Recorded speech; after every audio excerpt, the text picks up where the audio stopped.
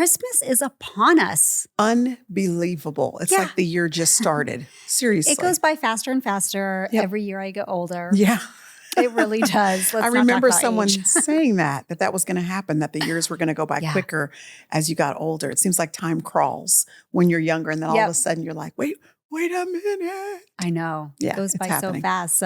So what does Christmas time look like in your house? You know what? It seems like the entire month of December is that what I describe as joyful exhaustion. Our family is like your family, where it's just a big, blustering group of people that are seemingly together all the time. You'd think we never see each other the way we behave when we get together.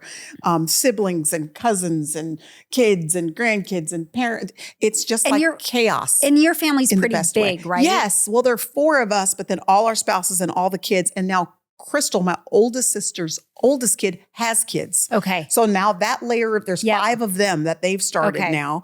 And so between all the in-laws of all the in-laws coming and some cousins that we have that are also like siblings, it is literally like a zoo. We just put out food and it's like a feeding frenzy of chaos in the most wonderful way. But you get to Christmas Day and you're almost like, whew, are we seeing y'all again today? Because there's so much going on. Day. It's like all month long we're celebrating. Yeah. That is so fun. Yeah. I feel what about y'all? That's how it was. That's how it was for me growing up. But then because I have so many cousins also. And so even like Thanksgiving, my mom would host between 50 and 60 people. It would be the whole family plus friends that didn't have a place to go. Right. And so I love that. That's what, when we were talking about so many weeks ago, talking about how I thought that's how my house was going to look. That's how you thought your home was going to look growing up, like just always this revolving door of people. I love that, particularly around the holidays. But when we did grow up, all of my siblings, we all kind of live in different places. Okay. So it is, it gets a little sadder for me every year in the sense that, one sister's on the East Coast, one sister's South. My brother's now recently moved to Nashville. Like, I don't even know what we're going to do because at least my brother used to be in LA and my parents were here. So, and then the cousins would, half the cousins would still get together. But you're all spread out. We're all spread out. And so I don't know. But you know what my parents are actually have started doing? And I love this for them. So my parents are 74 and 80 years old. Oh my goodness. And they're still in very good health. Thank God for that. Yeah, thank God.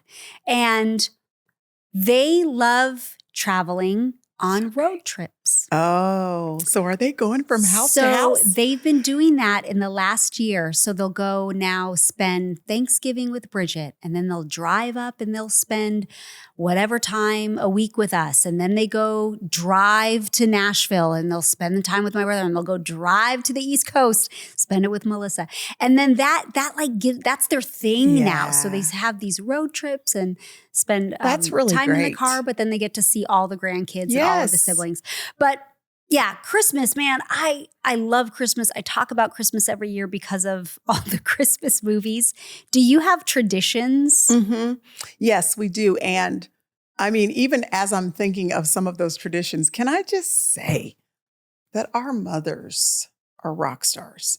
Because when you think about your mom or my mom doing the Christmas tradition thing for 50 people. Yes, I know. And you think about what that required, the energy that it required, the organization it required, the preparation that it required to get to Christmas Day and have food for everyone. How did they get all that food on the table hot at the same time? There was no double oven situation growing up. There's no warmers and all this modern stuff. They just had one oven and 4 burners. And somehow, how did they so right. Yes, I don't even know how they did it. So it feels a little, kind of can feel a little bit intimidating, because you're like, how do I carry on these things that they seem to do effortlessly?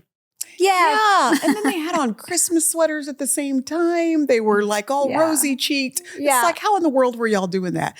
But I'm grateful that she did things like she would save up the Christmas cards that we got each year.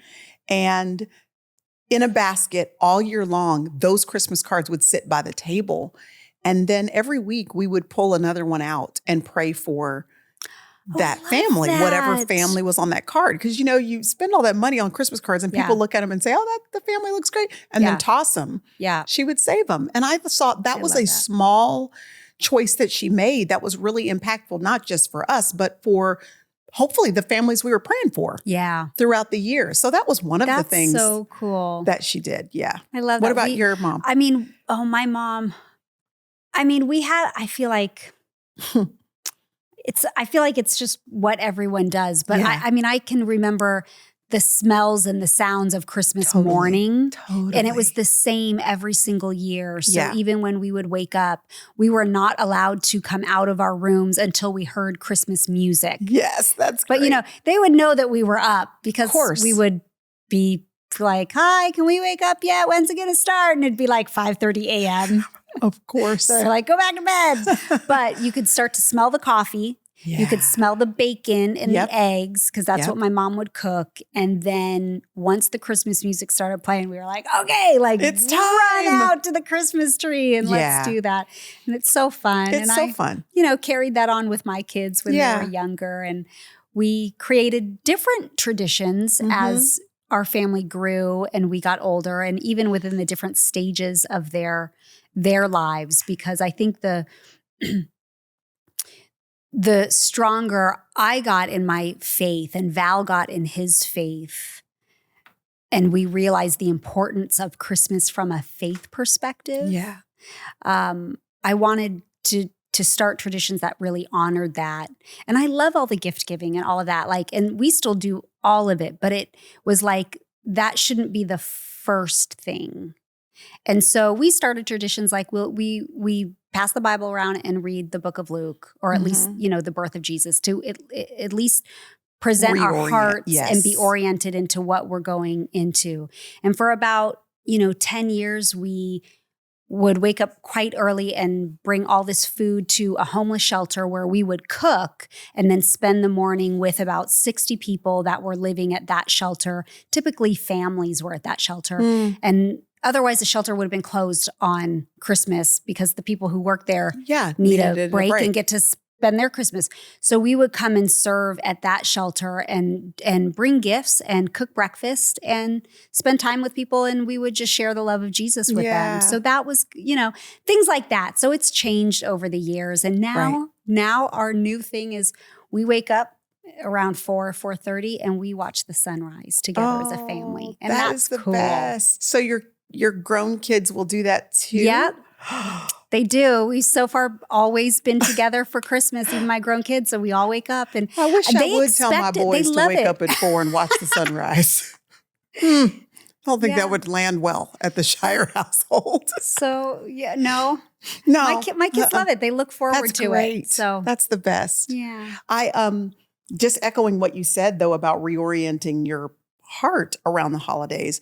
That is something I remember my parents doing that we've kind of carried on, that I hope my children will too, is that mom and dad, there would always be a family, every year a different family. And we would, if they had 3 kids or 4 kids, we'd shop for that family and help that family to get through the holidays. And I can remember going to the family's house and hanging out with the kids, and mom would bring a meal. And I always kind of remember looking out of the corner of my eye, and dad would have an envelope and he'd give to the dad kind of off to the side, just some money in that envelope. And that made me think about, you don't realize what's shaping you as a kid. And then you come into adulthood, and it just seemed right to me and normal to me that my children would be thinking about some other kids during the holidays. Yeah. So I would take them to Target and I would say to them, all right, go shopping for what you want for these 3 kids. So it's what you want. Don't just get random stuff. Yeah. But Jude, here's the person you're shopping for. Here's their age. What, and I tried to match up the ages as closely as I could. And then I could tell if they were being haphazard about it or if it was actually something that they really would like to have. Yeah. But making them put it in a basket, and we're going to buy this for somebody else. Yeah. And so I'm just hoping that they absorbed it, and that will be, as parents themselves later in life, something that they might think of as well, not just around the holidays, but just as a posture in life. Yeah, I hope so too. We did. We have done shoe boxes for many, many years, with Operation Christmas Child. That's another great one. Well, thanks for sharing that. I always love hearing people's Christmas traditions and just what the holidays look like. And, I know that there's lots of people that don't have the big family celebrations, and the holidays can feel very lonely for people,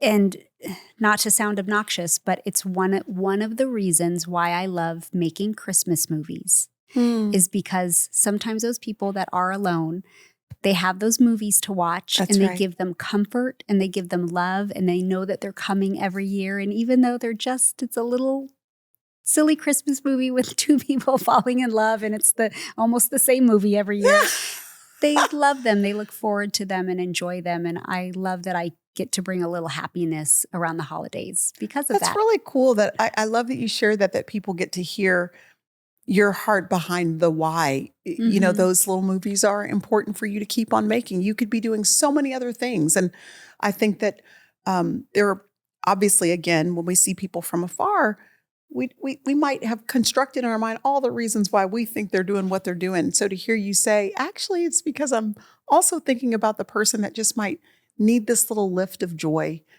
And this story just lifts them up during a time when they feel lonely and isolated. That's really cool. Yeah. Glad you do that. Yeah.